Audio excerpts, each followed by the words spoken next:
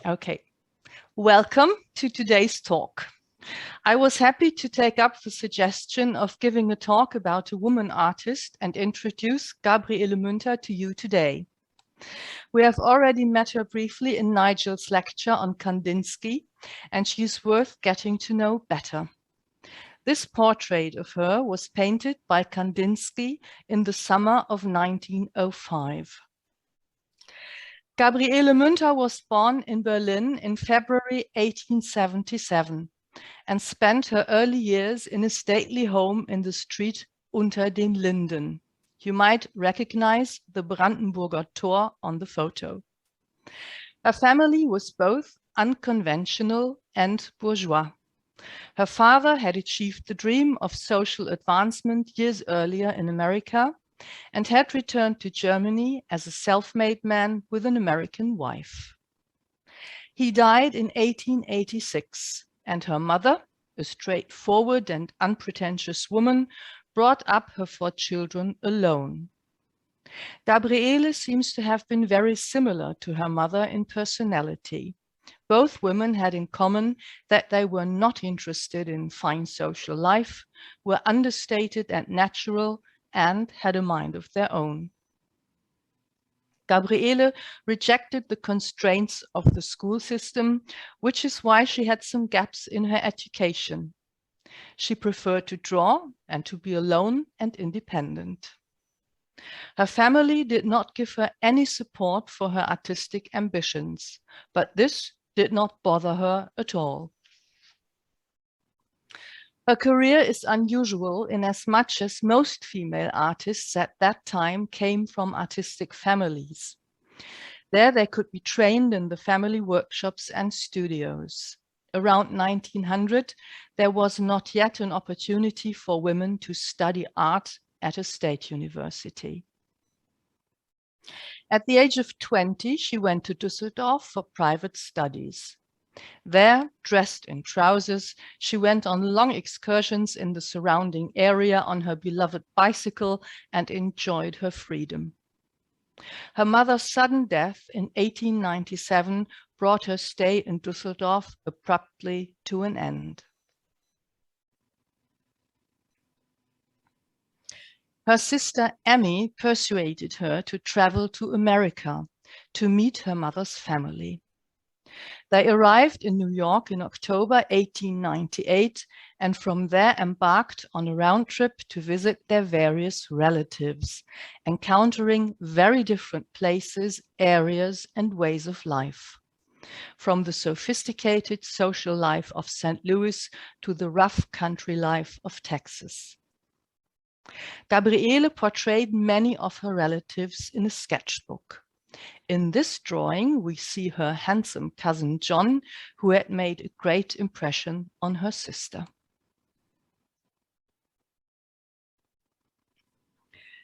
Gabriele was excited by the vastness of the landscape and the forces of nature, which she captured with her camera in about 400 photographs.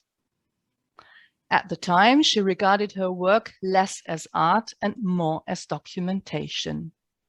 She was not interested in architecture. It was the people and nature that fascinated her.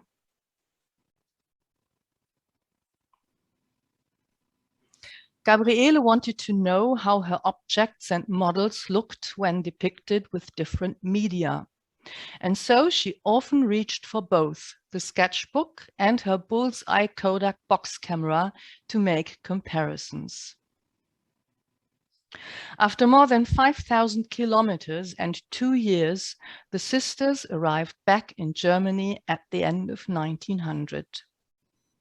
The journey opened Gabriele's eyes to the fascination of the landscape, country life, closeness to nature and self-reflection, and was to become formative for her further work.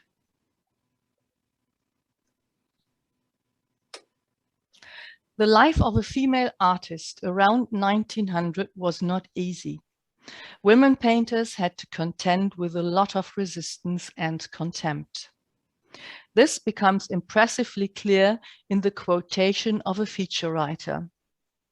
One cannot have so absolutely no talent as not to be admitted to some ladies' school. Oh. These schools were exclusively privately run at the time. While male art was regarded as creative, female art was at best seen as imitative. Women were derided as born dilettantes, and should a woman really be artistically creative, she had betrayed her femininity, was stunted, morbid, and perverted. In this hostile environment, many female artists, including Gabriele Münter, succeeded in asserting themselves and becoming key figures of modernism in Germany. It is easy to imagine that this required a strong personality. In 1901, at the age of 24, Gabriele went to Munich for private studies. Looking back, she said that it was there that her real art studies began.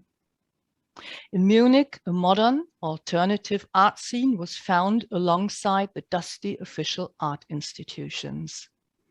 Gabriele started with head and nude drawing before expanding her spectrum and going beyond two-dimensionality. She learned woodcutting and sculpture at a private academy where she met Wassily Kandinsky. She felt really taken seriously by him as a lecturer for the first time. In 1902, she visited Kochel am See, this is a place in Bavaria, with Kandinsky's class, where she studied oil painting. It was in painting that she was to find her most important artistic home. The two became gradually closer and closer, and at one point, Kandinsky asked Gabriele to leave when a visit from his wife was imminent. He clearly did not have as thick a skin as his later colleague Franz Marc, who was on holiday with two mistresses at the same time, while a third waited for him in the neighboring village. Gabriele dutifully traveled to her brother in Bonn, but the thought of Kandinsky never left her, which was certainly mutual. In the summer of 1903, they got engaged. At the time, this was considered a clear promise of marriage and inevitably had to lead to a divorce from his wife. Gabriele, who was a good judge of her abilities, was clearly superior to Kandinsky in the fields of drawing, photography, and printmaking. This oil painting from 1903 shows Kandinsky painting a landscape, and when it was created, the two had been a couple for some time. They made many trips to the Bavarian countryside where they painted together. Here we see a print measuring 30.5 by 21 centimeters, produced using the woodcut method and printed on Japanese paper. This paper is handmade and translucent and consists of bast fibers.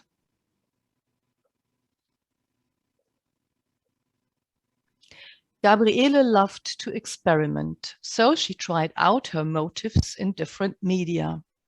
Here we see the Filzgasse, Gasse is lane, in Karl Münz, which she painted, photographed, and realized as a woodcut. Unfortunately, I could not find a representation of the latter on the internet. In the winter of 1903, she moved out of her boarding house in Munich and took a nice flat, delicately near the Kandinsky couple, who were still together.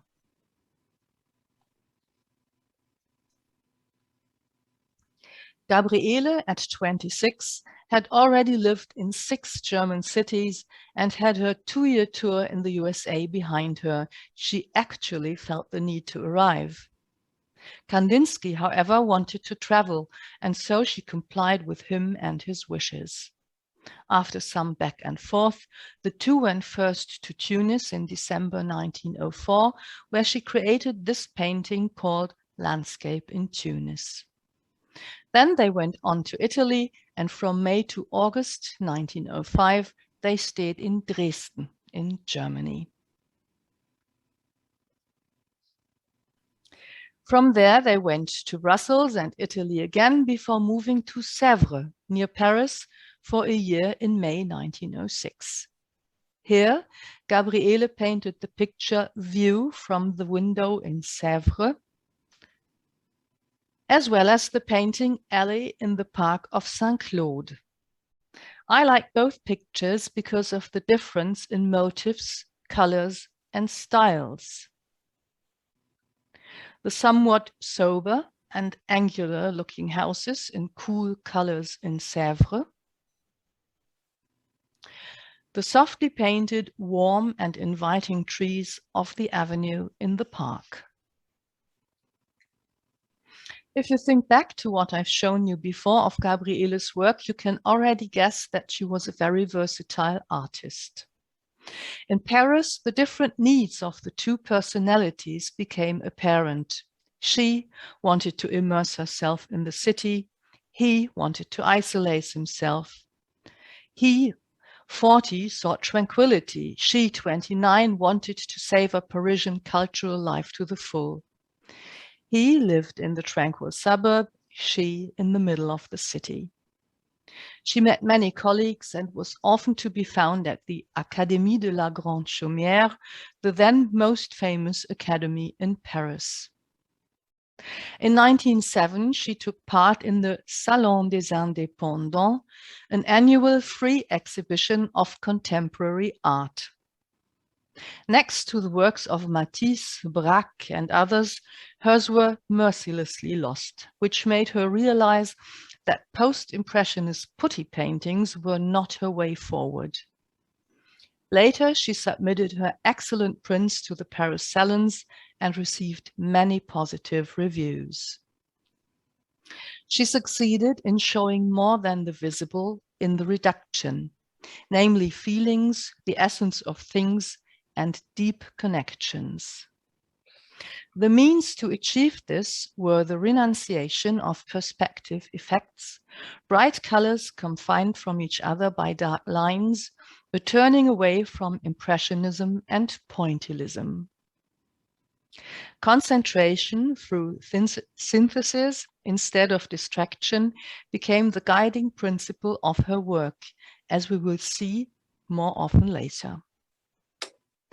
From 1905, it also became clear to Kandinsky that Impressionism was in decline, and he too left his neo-Impressionism behind. For me, this lino cut is not only testimony to her versatility, but also to the fact that she was far ahead of her time. The representation of the same motif in different colors reminds me of works by Andy Warhol, for example, his Marilyn portraits. The artist couple spent the summer of 1907 in Switzerland. From September 7 to May 8, they lived in Berlin and then in South Tyrol before returning to Munich in June 1908, exhausted and full of impressions. Since Kandinsky had still not cleared the air with his wife, he did not want to be seen with Gabriele in Munich. Remember, the engagement took place in 1903, 5 years earlier. So he traveled separately from her and soon left again to look for a place to stay in Dresden for the summer. This was followed by another long and harmonious stay in Italy, during which Gabriele turned her photography into art and painted her first still lifes. These woodcuts, inspired by her niece's playroom, clearly show her new style of delineating strong colors with black lines.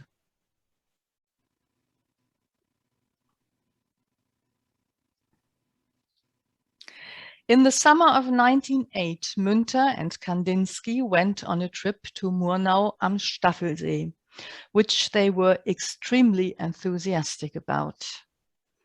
Here you can see a photo of the center of Murnau with the mountains in the background. And this is a view of the Staffelsee on which Murnau lies. I think it's easy to imagine why the two of them liked it there so much. It's a beautiful region. They spent a long time there together with the Russian artist couple Mariana von Virevkin and Alexei von Yavlensky, whom all four found very inspiring. Gabriele painted them on a trip to the mountains, which they took rather often. In 1909, Gabriele Münter bought a house there for herself and Kandinsky, which was soon called the Russian house. He had fallen in love with the villa and urged her to buy it. I think she was better off than him. That was the reason why. After a 7-year relationship with Gabriele, Kandinsky was finally ready to dispense with secrecy in Munich and move into a city flat with her there. From then on, they commuted between their two residences. Today, the house in Murnau is a museum where you can see her works and view her living environment. This is one of her still lifes from this creative period. Again, we can see the individual objects in strong colors, delimited from each other by black lines.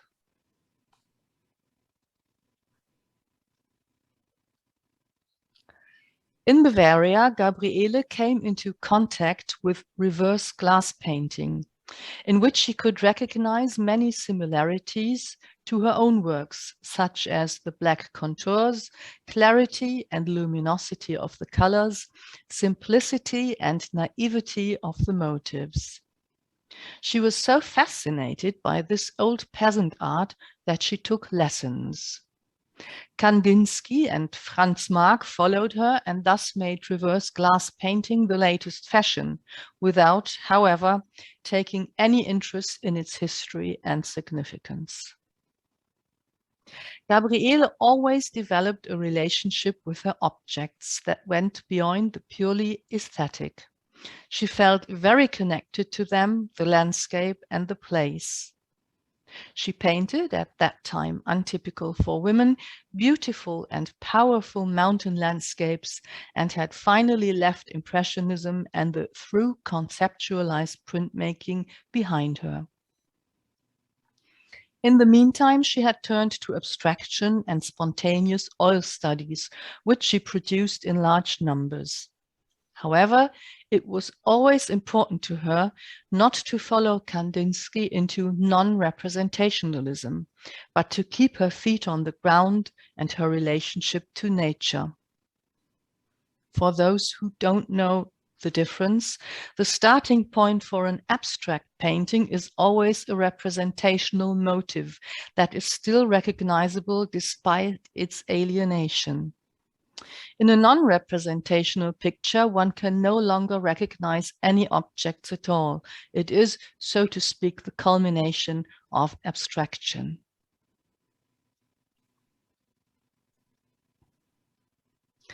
In 1909, the Neue Münchener Künstlervereinigung, that's New Munich Artists Association in English, was founded in Munich with the aim of promoting true, great, genuine art instead of selling art for the entertainment of a broad public. The first exhibition was, of course, dispraised by the local press. The second took place in 1910, this time with international artists such as Braque, Picasso, and others. The idea behind it was to attract more attention, which undoubtedly succeeded. But the artists were again reviled by the conservative media. Due to very different needs and personalities, the relationship between Münster and Kandinsky was fraught. Sometimes they were attracted to each other, sometimes they repelled each other. They were often separated. She was much alone in Murnau. Despite everything, they felt very connected through thoughts, feelings, and art, which was to sustain the relationship for a while. Kandinsky was divorced in 1911, and by then it was clear to him that he would not marry Gabriele, although he then stalled her for a few more years. By the winter of 1911, she too felt a slow cooling of the relationship. She must have loved him very much, otherwise she would have certainly ended it. On the 1st of January 1912, the couple had a momentous meeting with Franz Marc and a brother-in-law of August Macke, who also lived near Murnau. Marc and Macke are extremely well-known German painters. Marc is especially famous for his blue horses. He was a great admirer of Kandinsky's art. They and other expressionist artists broke away from the Munich Artists Association, in which there were many differences of opinion, and formed the Blue Rider, der blaue Reiter. This was not a group of artists in the strict sense, but rather a loose network of relationships in which they exchanged ideas and exhibitions were organized. It seems difficult for artists to get along in harmony for longer. And so the Blue Rider also disintegrated after a relatively short time. The information on the duration of its existence varies somewhat. One can read that it existed for only 3/4 of a year. Other authors write that it dissolved at the beginning of the First World War.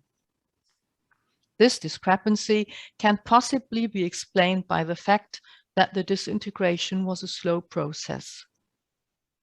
Marc, Macke, and their wives made a significant contribution to this by starting to attack Münter in the strongest possible terms and by scheming against her. Kandinsky's contribution was his strong will to dominate, which did not go down well with the others. Be that as it may, the Blue Rider was history after a short time, and yet became one of the most important expressionist artist groups in Germany. Münter saw her membership in the artists' groups as fortuitous and useful. After all, in this way her works were represented by art dealers and became internationally known.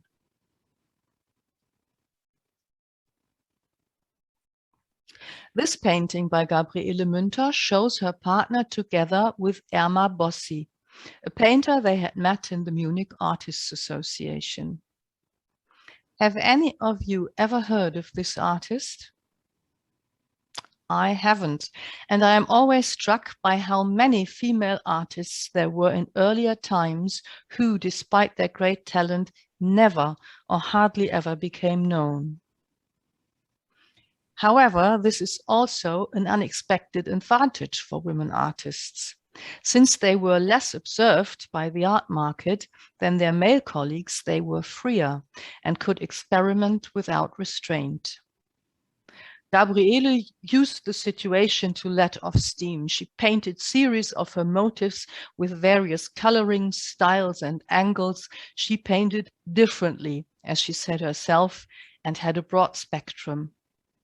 She avoided committing herself and allowed her artistic freedom to develop to a maximum. Her love of experimentation met with divided reactions. On the one hand, she had major exhibitions. On the other, she was attacked by fellow artists, especially by the wives of colleagues who had abandoned their own art in favor of their husbands. Well, if that wasn't envy. However, she did not let herself be unsettled and continued on her path undeterred. An overview of the international avant-garde was given in the newly created Autumn Salon in Berlin. In addition to works by Münter and Kandinsky, works by Lionel Feininger, Piet Mondrian, and other greats were on display.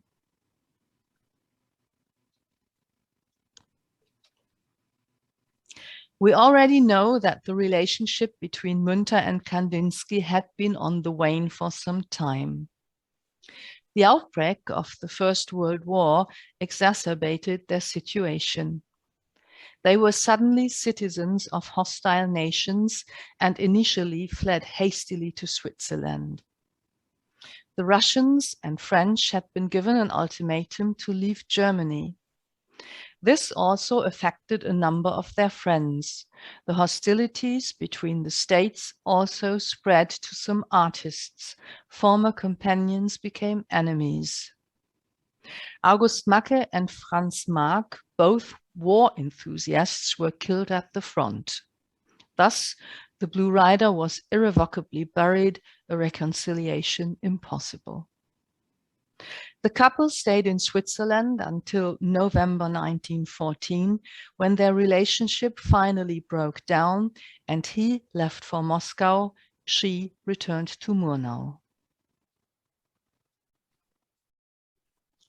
In July 1915, Münter went to Stockholm, where she was able to step out of Kandinsky's shadow and was perceived as a co-founder of the legendary Blue Rider.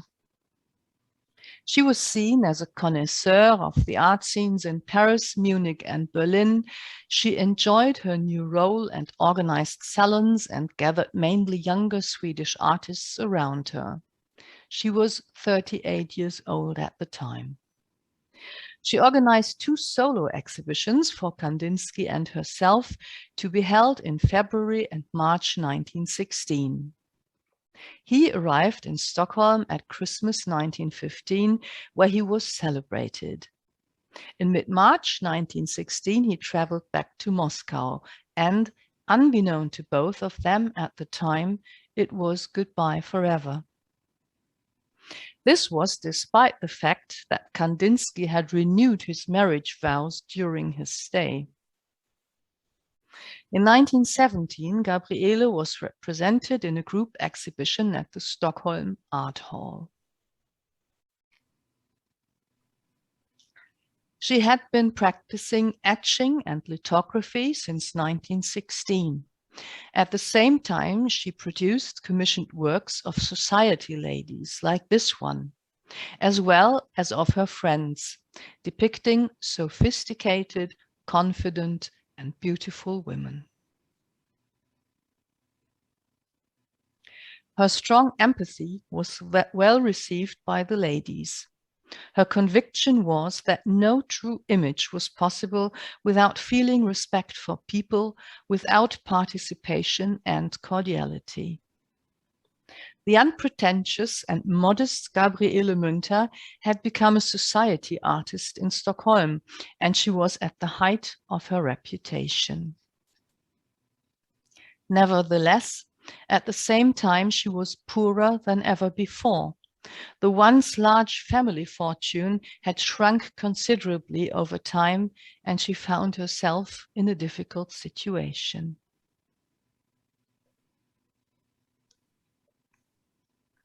Since 1916, she had waited in vain for Kandinsky's return, and so in 1920 she finally went back to Murnau, to the house of her love, which was in some ways a monument to their relationship. She had seen little of the war and the German Revolution directly in Sweden. Now she saw the indirect effects: expulsion, death, food shortages, and uncertainty in the art market. She returned to a new age in her old homeland: democracy instead of empire, women's suffrage, the golden 20s in Berlin, the then 3rd largest city in the world. I must confess I didn't know that, with vaudevilles, cinemas, swing clubs, coffee houses, ice skating temples, and dance halls. She approached this new world with great interest, opened herself to the style of the new objectivity, but was no longer a source of inspiration. She was respected and continued to exhibit, but 10 years after the founding of the Blue Rider, she was already part of art history, which dismayed her greatly. She had explained Kandinsky's silence during her time in Sweden by his death, but in 1920 she learned that he was still alive and had been married for the second time since 1917. From 1921, he was in Weimar with his second wife for 12 years, where he worked as a lecturer at the famous Bauhaus and also took German citizenship during that period. Gabriele's realization of the nature of their relationship caused her surprise, bewilderment, anger, disappointment, and sadness, and she reacted with bitterness to his revealed character flaws. A 3-year legal battle even ensued between the two because of the unkept marriage vows. For Gabriele, apart from the personal pain, it was also difficult that Kandinsky was teaching at the leading art school of the avant-garde, while she was already old news.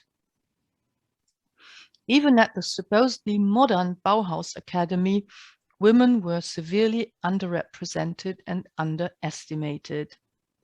The talented wives of many Bauhaus artists did not succeed in stepping out of their husbands' shadows. From their point of view, marriage was a relief for their husbands and a burden for themselves. After all, their artist husbands quite naturally expected them to support them fully. In society, creative men were still seen as someone who determinedly self-actualized, while the creative woman neglected her duties. This small pencil drawing of about 10 by 8 centimeters, entitled "The Lady at the Coffee Table," conveys very clearly Gabriele's mood at the time.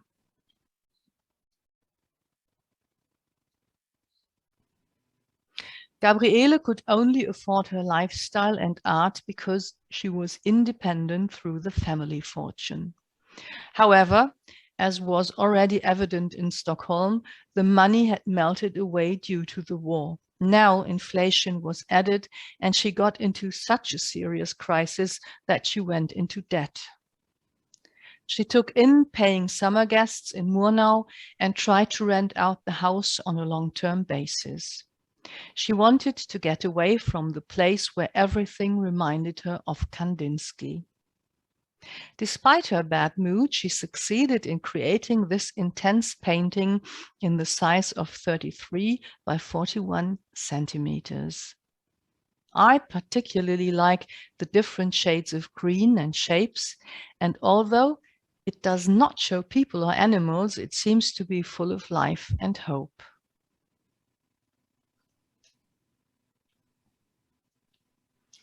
In the autumn of 1925, she went to Berlin, where her instinct for observation and her curiosity about people were revived. She adapted the style of her models' portraits to their character. The drawing "The Incomparable" was also created during this time. Unfortunately, I could not find out who this model was.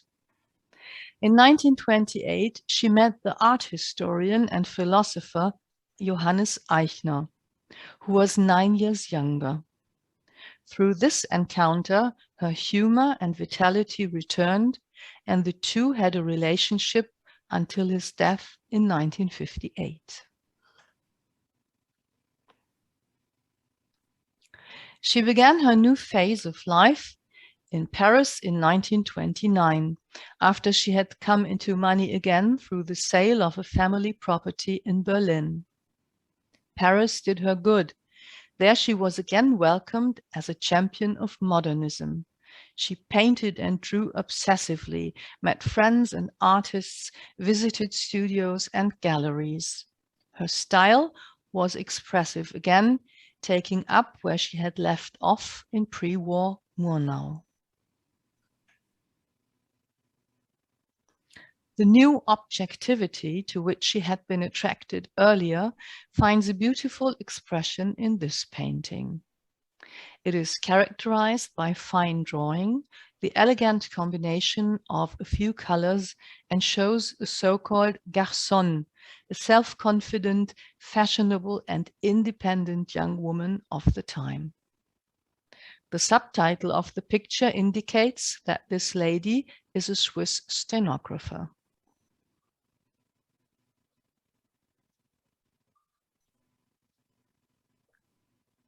She went back to Murnau, where Johannes Eichner remained faithfully by her side, managing her finances and being her friend and critic. The picture of her house from 1931 depicts it with its beautiful proportions and friendly colors in the midst of the green garden as a new haven. The Russian house had left its history with Kandinsky behind.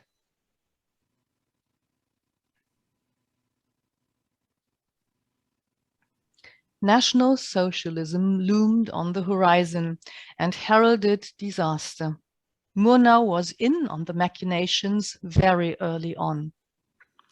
Gabriele Münter was not on the list of ostracized artists, but her work was viewed with increasing incomprehension.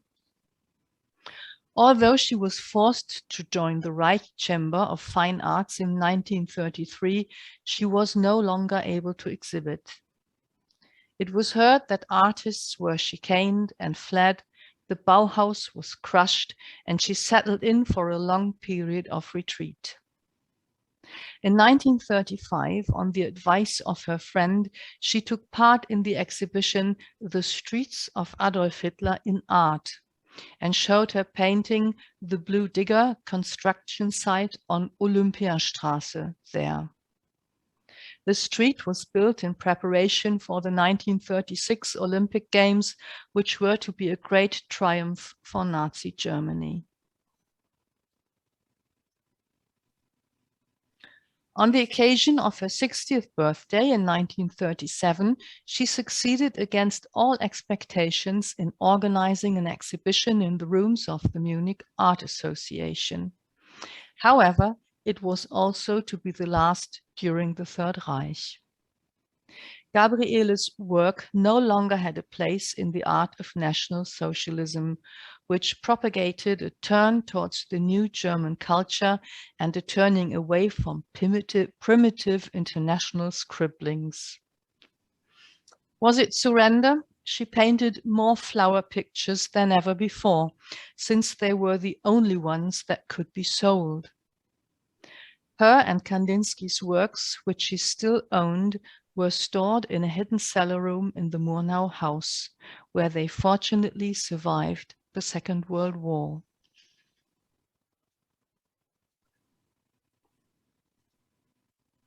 This oil painting from 1947, in cool colors and depicting a seemingly dead and unreal area, is called Barren Landscape.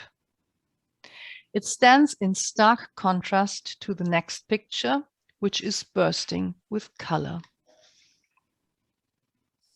In order to banish the evil spirits, painting from Impressionism to the present was shown in Munich as early as 1947. However, the Nazi period was left out. A year later, there was an exhibition of the Blue Rider, but Münter was only a minor figure. Her friend Eichner, who wanted to protect her during the Nazi regime by portraying her to the outside world as naive and unself-conscious, had contributed significantly to this. She did not get rid of this image for a long time afterwards, and her fame had faded. At best, she was still regarded as a contemporary witness. In 1949, however, the Hamburger Kunsthalle became the first state museum to buy one of her paintings. And in the following years, her name regained a higher profile through several exhibitions. She was represented at the Venice Biennial and the first Documenta in Kassel, among others, which filled her with satisfaction and pride. She never quite managed to step out of Kandinsky's shadow, but with the growing fame of the painter, who died in 1944, in the post-war period, interest in her also remained alive. While her paintings became internationally known, her radius visibly narrowed due to her age. She painted what was closest to flowers, the view from the window, and reinterpreted old paintings and photos. In February 1958, her companion Eichner died unexpectedly. She continued to paint, however, and remained true to her attitude that it was less a matter of painting motifs than of capturing experiences in pictures. Gabriele Münter died in May 1962 at the age of 85.